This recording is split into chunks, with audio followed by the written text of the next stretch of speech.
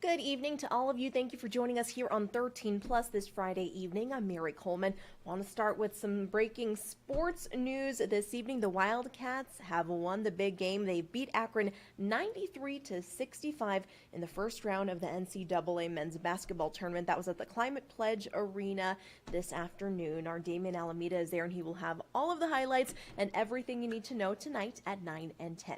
But let's jump into our story for this evening. There has been so much talk about tariffs since the beginning of the year. It might be a little confusing for some of us, but put simply, how does it impact people like you and me? Consumer reporter Don G explains in this week's Watching Your Wallet. There are so many questions, concerns, and different opinions when it comes to President Donald Trump's economic vision, which includes imposed tariffs on many different countries. To better understand what it means for you and your family, we did our best to not only break it down, but to help you prepare for what it might mean. So a tariff is a tax on imported goods. That tariff is paid by the company or importer that brings the goods into the country. Money from that tariff then goes to the government. President Trump's tax will bring money to the U.S. Treasury. Generally, when they have to pay more, they generally now then pass those costs, those additional costs, onto the consumer. Who's going to feel the most pain if prices double or triple or whatever they do? It's always going to be the middle class, the lower the middle class. President Trump's plan imposing tariffs is to restore balance of trade and grow domestic economy in America, according to the White House. Warren says, at your house, prepare to feel those financial changes as the administration tries to reach its goal. There are things you can do to get ready. The main thing you're going to have to start thinking about or doing is creating some sort of plan, budget, get ready for higher prices in the future. But you need to kind of start thinking, okay, if I normally spend this much on groceries, you might want to increase that by about 5 or 10%. And last, buying American could affect your bottom line. What you might want to do to mitigate some of that is look and try to buy domestically. Some countries facing President Trump's tariffs issued retaliatory tariffs, and other countries have raised the threat. This is different. It's something that we, really haven't experienced, in a long time since McKinley. There is really nothing you can do about the tariffs, the possibility of a recession, or inflation. You have to control the things you can, and that is what happens in your household. Pay down debt as much as you can. Create a realistic budget. Establish an emergency fund. Pay bills on time. Manage your credit card spending and debt, and save some if you can. That's a start, helping you make ends meet. I'm Dawn G.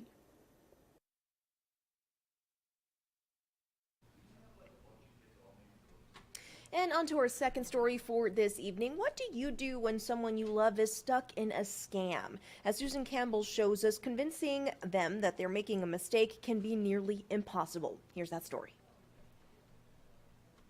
Maybe you feel like you could spot the red flags, but these scams are so believable. Relationships feel real, and every year people lose billions of dollars. Simon Schiff's dad is in love, or so he thinks. These people will take every lost penny he has. And then what? Simon's dad is in his 90s and met someone online. How is he communicating with this person who he believes he is in love with?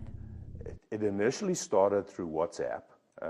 Simon did some research on his own. The name and address didn't add up. That was concerning, but not as concerning as a possible investment opportunity.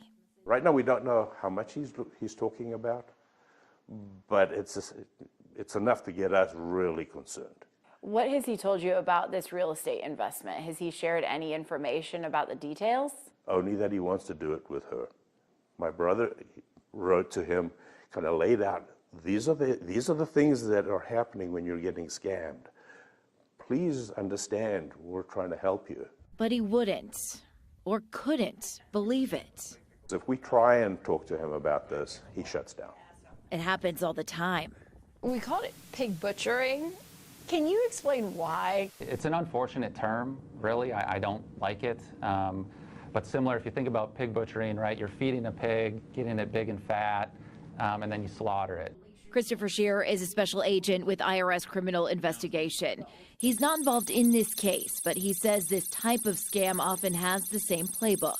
These scammers are taking months to build a relationship.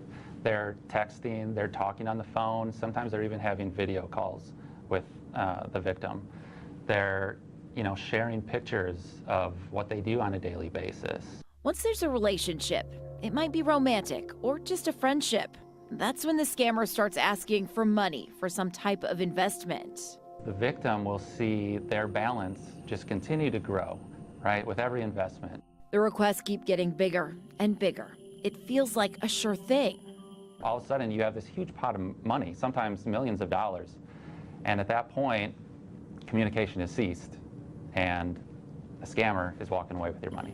This is a full-time job for these bad guys. Absolutely. It's nonstop, 24 hours a day. What happens to the victims? Or do they have any hope of recovering any money? Unfortunately, this is a type of scam where it's pretty rare. This money is sent to someone's account, likely overseas, in a country that isn't going to be friendly with U.S. law enforcement. So at that point, the funds are unfortunately gone. The people behind the scams are likely overseas too, and tough to track. I understand the law really can't react to things until there's been a crime. But here's an opportunity where I wish we could, we could get FaceTime with an authority and go, how do we intercept this? We did connect Simon with an FBI special agent who gave him some tools to continue that really tough conversation with his dad. If you have a loved one who's stuck in a scam, the FTC says it's important to lead with empathy. Show kindness and concern about the situation instead of criticism or disappointment. Validate their story. Remind your loved one not to blame themselves. Then ask what you can do together. If personal information is at risk, help them take steps to protect their identity, including freezing their credit. You should also report the scam to the FBI's Internet Crimes Complaints Center. You probably won't hear from investigators, but they use all of that information to find patterns and work on cases. I'm Susan Campbell.